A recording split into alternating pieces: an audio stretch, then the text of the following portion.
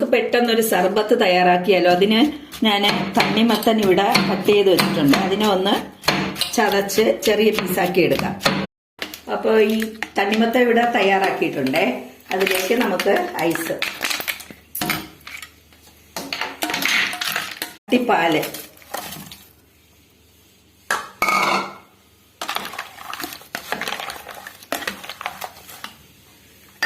പഞ്ചസാര, ഒരു 3 സ്പൂൺ പഞ്ചസാര, നറുനണ്ടിയുണ്ട്,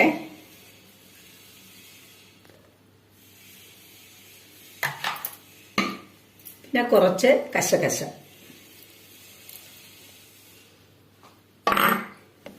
നന്നായിട്ട് മിക്സ് ചെയ്യാം. പിന്നെ നമുക്ക് ഗ്ലാസ്സിലോട്ട് ഒഴിക്കാം. കുറച്ച് മാതളം ഇട്ട് കൊടുക്കാം. അടിപൊളി ഒരു സർബത്ത് ഇവിടെ തയ്യാറായിട്ടുണ്ട്. എല്ലാരും ട്രൈ ചെയ്ത് നോക്കണം. വീഡിയോ ഇഷ്ടപ്പെട്ടിട്ടുണ്ടെങ്കിൽ ലൈക്ക് ചെയ്യണം, ഷെയർ ചെയ്യണം, സബ്സ്ക്രൈബ് ചെയ്യണം. ഓക്കെ, ആ ബെൽ ബട്ടൺ കൂടെ ഒന്ന് അമർത്തിയേക്കേ. Okay, thank you.